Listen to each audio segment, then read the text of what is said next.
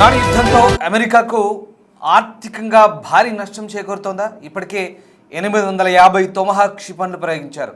America ఈ రేంజ్లో missile వాడడం ఇదే తొలిసారి. ఆయుధ నిల్వలు తరిగిపోవడంపై పెంటగాన్ ఆందోళన వ్యక్తం చేసినట్టుగా తెలుస్తోంది. ఈ మేరకు వాషింగ్టన్ పోస్ట్ అనే సంస్థ ఒక సంచలన కథనాన్ని వెలువరించింది. తొమహాక్ క్షిపణులు అమెరికాకు అత్యంత కీలకంగా చెప్తారు. ఒక్కో క్షిపణి ఖర్చు దాదాపు $1 మిలియన్ పైనే. తయారీకి కూడా చాలా టైం పట్టే ఛాన్స్ ఉంది. ఇక యుద్ధానికి ముందు యుఎస్ వద్ద 4000 తొమహాక్ క్షిపణులు ఉన్నాయి. యుద్ధం ప్రారంభమైన తర్వాత 72 గంటల్లోనే 400 మిస్సైల్ ప్రయోగించారు. ఇది మొత్తం నిల్వల్లో 10%. అటు అతి తక్కువ ఖర్చుతో భారీ నష్టం కలిగిస్తోంది ఇరాన్. షాహిద్ డ్రోన్లతో అమెరికా ఇజ్రాయెల్కు చుక్కలు చూపిస్తోంది.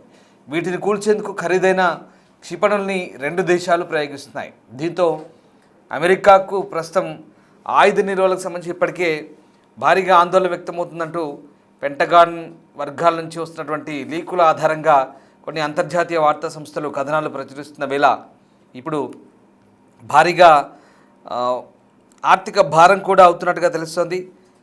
ఈ నేపథ్యంలోనే ప్రస్తుతం ఈ వ్యవహారంపై ఆసక్తికర చర్చ కొనసాగుతుంది. ఇరాన్ యుద్ధంలో అమెరికా ఇప్పటివరకు 850 తొమహాక్ క్షిపణులు ఉపయోగించిందని, వాటి వినియోగ రేటు కొంతమంది పెంటగాన్ అధికారులను ఆందోళనకు గురి చేస్తుందంటూ ఒక నివేదిక చెప్తోంది. సో ఇక్కడ ఇరాన్ యుద్ధం జరిగిన 4 వారాల్లో అమెరికా ఈ 850కి పైగా ఈ తొమహాక్ రకం క్షిపణులను ప్రయోగించింది. ఈ క్షిపణుల వినియోగ వేగంపై కూడా ఒక రకమైనటువంటి ఆందోళన కొందరిలో అక్కడి రక్షణ అధికారులు ఉందని తెలుస్తోంది. ఎందుకంటే వార్షిక ఉత్పత్తి మందగించడంతో ఈ ఖచ్చితమైన ఆయుధ నిల్వలు తరిగిపోతున్నాయి. అంటే సంవత్సరానికి ఇంత తయారు చేస్తారు అంటూ కొన్ని నివేదికలు ఉంటాయి. సో ఇప్పుడు ఆ తయారైన వాటిల్లో చాలా వరకు ఇప్పటికే కొంత పర్సంటేజ్ వాడారు. సో ఇప్పటికీ నిల్వలు తరిగిపోతున్నాయి. మరి అమెరికా ముందున్న ప్రత్యామ్నాయం ఏంటి? ఇరాన్తో యుద్ధం ప్రారంభమైన మొదటి 4 వారాల్లోనే దాదాపు 850 పైగా ఈ తొమహాక్ అనే క్రూయిజ్ క్షిపణులను ప్రయోగించింది. ఈ ఖచ్చితత్వపు ఆయుధాల సరఫరాపై పెంటగాన్లో ఆందోళనలు పెరుగుతున్నట్టుగా వాషింగ్టన్ పోస్ట్ అనే ఒక నివేదిక చెప్తోంది. ఫిబ్రవరి 28న ప్రారంభమైన ఆపరేషన్ ఎపిక్ ఫ్యూరీ మొదలైన కొద్ది రోజులకే అమెరికా నౌకాదళానికి చెందిన డిస్ట్రాయర్లు, జలాంతర్గంలు ఇరాన్ లక్ష్యాలపై వందలాది క్షిపణులను ప్రయోగించాయి. మార్చి నెలాఖరు నాటికి సంఖ్య 850 దాటిందని ఇటీవల అమెరికా సైనిక చరిత్రలో ఈ సుదూర క్రూయిజ్ క్షిపణులను అత్యంత తీవ్రంగా ఉపయోగించిన సందర్భాల్లో ఇది కూడా ఒకటంటూ ఆ నివేదిక చెప్తోంది. మరి ఒకసారి ఆ తొమహాక్ క్షిపణుల గురించి తెలుసుకునే ముందు ఒకసారి మీకు ఇంకొక ఇంట్రెస్టింగ్ పాయింట్ కూడా చెప్తాను. వాస్తవానికి ఆ రోజు ఫిబ్రవరి 28న ఈ తొమహాక్ క్షిపణులను ఉపయోగించే అయతుల్లా అలీ ఖమైనీ కంపౌండ్ని బద్దలు కొట్టారు. అందులో సుప్రీం లీడర్తో పాటు మరొక 48 మంది మట్టుబెట్టబడ్డారు, ఎలిమినేట్ అయ్యారు. ఆ రోజు వాడినవి ఈ తొమహాక్ క్షిపణులు. అత్యంత శక్తివంతమైన ఖచ్చితత్వంతో కూడిన శత్రు టార్గెట్లను, రాడార్లను తప్పించుకొని విధ్వంసం చేయగల సుదూర క్రూయిజ్ క్షిపణులు. చాలా పకడ్బందీ లక్ష్యాలను ఛేదించే రకంగా చెప్తారు ఇవి తొమహాక్ క్షిపణులు అంటారు. ఇవి ఆ రోజు సుప్రీం లీడర్ను ఎలిమినేట్ చేయడంలో కీలక పాత్ర వహించాయి. ఆ దాడులకు సంబంధించి దృశ్యాలు ఒకసారి చూద్దాం. తొమహాక్ క్షిపణుల పనితీరేంటి, అవి ఇప్పటి వరకు అమెరికా దగ్గర ఎన్ని ఉన్నాయి, ఎన్ని వాడారు, ఎందుకు ఇంత ఆందోళన, చర్చిద్దాం.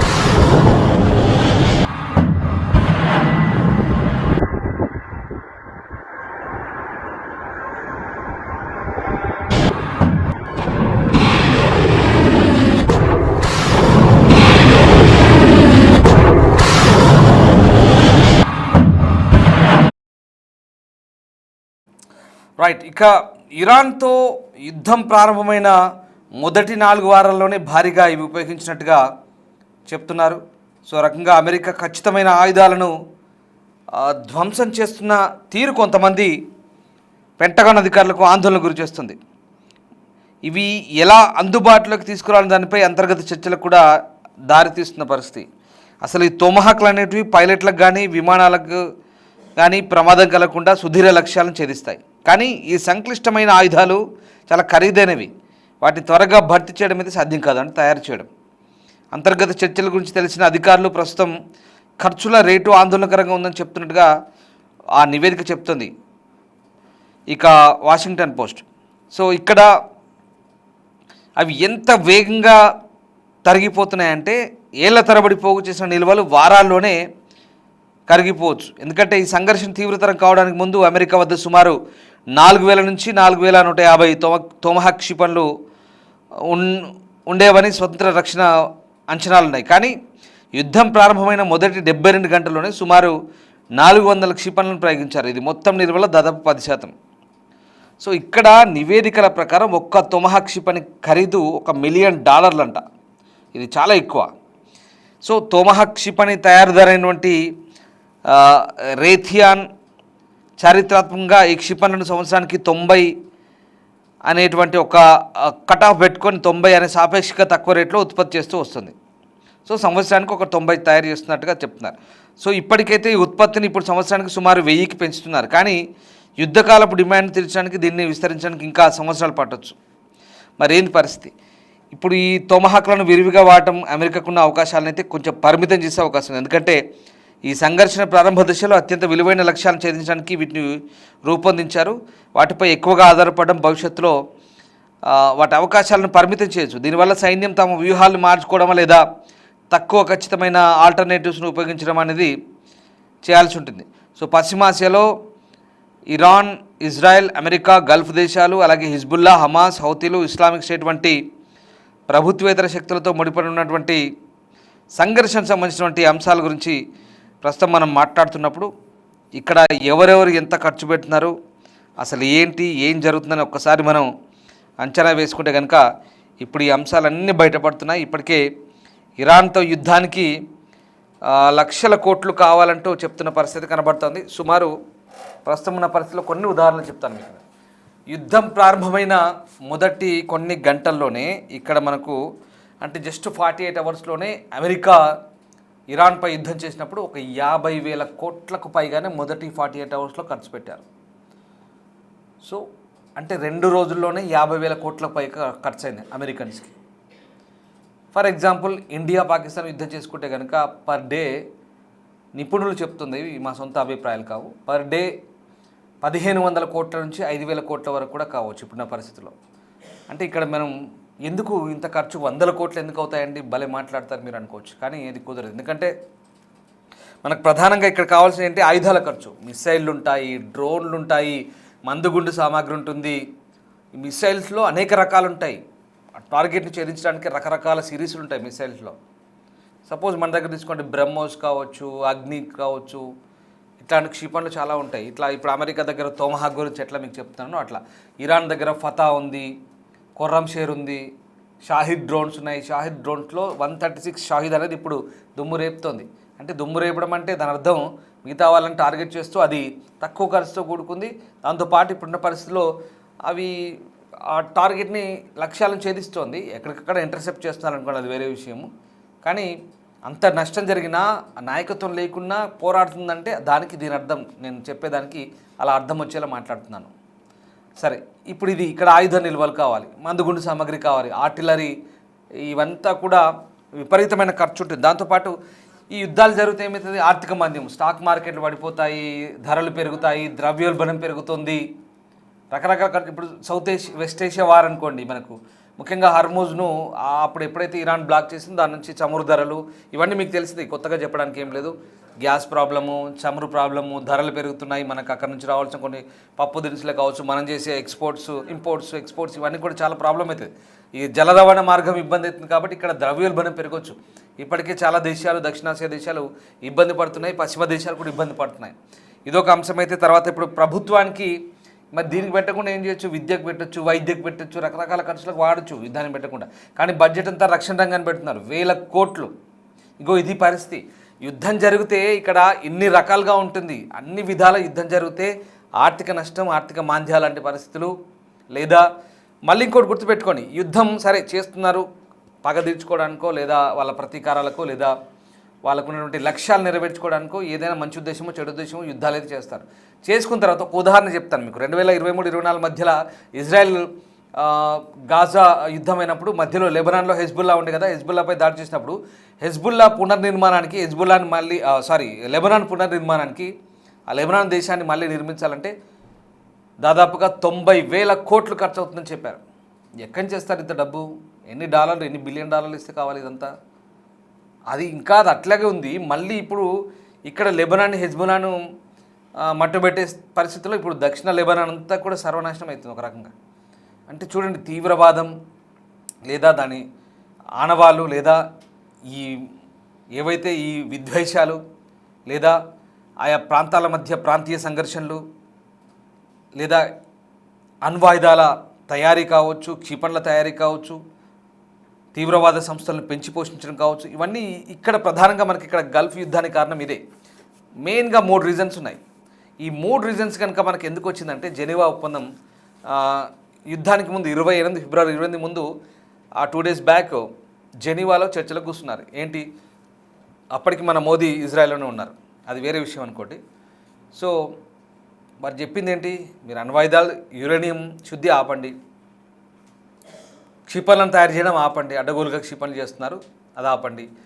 అలాగే ఫ్రాక్సీ సంస్థలు, ఇది చాలాసార్లు చెప్పాను, మీకు మళ్ళీ చెప్తున్నాను. ఫ్రాక్సీలు అంటే ఈ తోక సంస్థలు తయారు చేశాడు పెద్ద ఆయన అయతుల్లా అలీ ఖమైనియా, సుప్రీం లీడర్.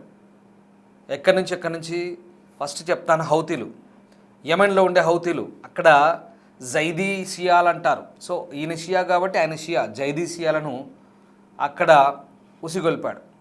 ఎవరి మీద? సౌదీ సున్నీల మీద. ఇక్కడ ఇది చాలా సున్నితమైన అంశాలు. సౌదీకి ఇరాన్కి ఎందుకే పడదు, ఇక్కడ మతపరమైన విద్వేషాలు వాళ్ళ మధ్య ఉన్నాయి. అందుకే ఇప్పటికీ బద్ధశత్రువులుగా ఉంటారు సౌదీ, ఇరాన్. ఇక్కడ వీళ్ళని తయారు చేశాడు యెమెన్లో హౌతీలను. అక్కడ పాలస్తీనాలో హమాస్ను తయారు చేశాడు. విపరీతమైన డబ్బు, తర్వాత ఆయుధాలు ఇవ్వడం. హెజ్బుల్లాని తయారు చేశాడు లెబనాన్లో, వాళ్ళకి సేమ్. ఇక్కడ వీళ్ళందరికీ ట్రైనింగ్ ఇచ్చేది ఎవరు? IRGC, ఇరాన్ సైన్యం. ఇరాక్లో మిలిషియా గ్రూప్లకి, షియా మిలిషియా గ్రూప్లకి ఇస్తాడు. సిరియాలో షియా మిలిషియా గ్రూప్లకి ఇస్తాడు. అంటే ఆయన ఇక్కడ మతం అనేది ఒక రకమైనటువంటి వాళ్ళ వర్గం, మతం, ఇట్లాంటి కొంత పక్షపాత ధోరణితో వాళ్ళని పెంచి పోషించడం అనేది జరిగిందని ఇక్కడ పశ్చిమ దేశాలు ఆరోపిస్తున్నాయి. మేము చెప్తున్న విషయాలు కాదు, అమెరికా, ఇజ్రాయెల్ లాంటి దేశాలు చేస్తున్నటువంటి వాదనలు ఇవి. అంతేకాదు ప్రతి దేశంలో ఆయా ప్రభుత్వాలకు, గల్ఫ్ దేశాలు వాళ్ళకు ఉన్నటువంటి ప్రాంతీయ పరిస్థితులకు అనుగుణంగా వీళ్ళ గ్రూపులను తయారు చేసి పెట్టారు. ఖొమైనీ డబ్బులు ఇవ్వడము, ఆయుధాలు ఇవ్వడము, IRGCతో ట్రైనింగ్ చేయించడము, సౌదీలో కూడా, దుబాయ్లో కూడా, ప్రతి చోట, ఈవెన్ పాకిస్తాన్లో కూడా తయారు చేసి పెట్టాడు. ఇట్లా ప్రతి చోట్ల తయారు చేసి పెట్టాడు. చాలా పెద్ద లిస్టే ఉంది. మీకు ఒక్కసారి ఇజ్రాయెల్ సంబంధించినటువంటి కొన్ని కథనాలు, లేక పశ్చిమ దేశాలు చెప్పే కథనాలు, వాళ్ళ లిస్టులో ఉన్న తీవ్రవాద సంస్థలు ఏంటో చూస్తే మనకు 10 నుంచి 16 ఉంటాయి ఖొమైనీ తయారు చేసిన తీవ్రవాద గ్రూపులు. సో ఈ పరిస్థితి ఇలా ఉంది. సో ఇవన్నీ కూడా మీరు ఆపుకోమని చెప్తే ఆపలేదు కాబట్టి నెక్స్ట్ డే 28 2 days తర్వాత వెంటనే అటాక్ స్టార్ట్ చేశాడు. ఖొమైనీ ఎలిమినేట్ అయ్యాడు.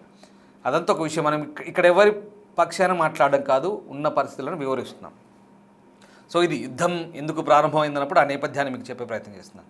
సో ఇక్కడ వియన్నాలో చర్చలు ఫెయిల్ అయ్యాయి, జెనీవాలో చర్చలు ఫెయిల్ అయ్యాయి. దాని పర్యవసానం ఇప్పుడు మనం చూస్తున్న వెస్ట్ ఏషియా వార్. ఇప్పుడు చెప్తుంది ఏంటంటే, వార్ జరిగితే అంతా నాశనమే, సర్వనాశనం. ఇప్పుడున్నటువంటి పరిస్థితుల్లో సమాజానికి ఏమాత్రం మంచి కావు. అందరూ బాగుండాలి.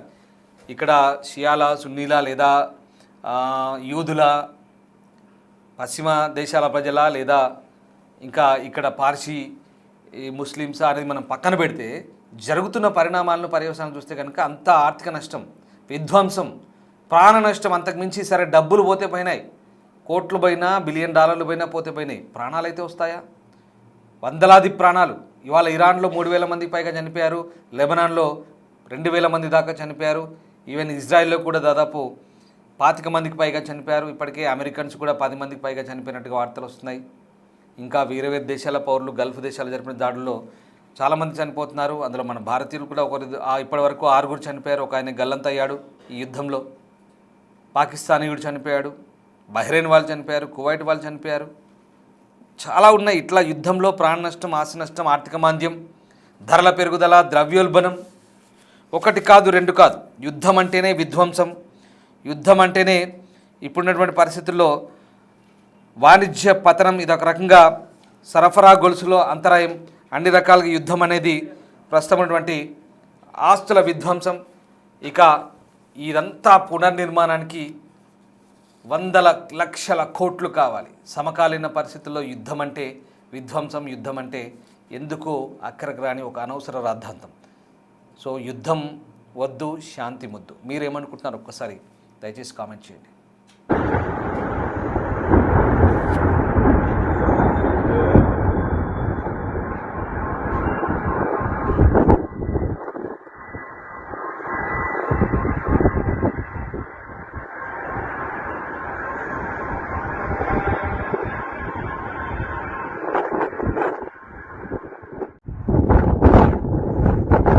Scheiß Mann, schade,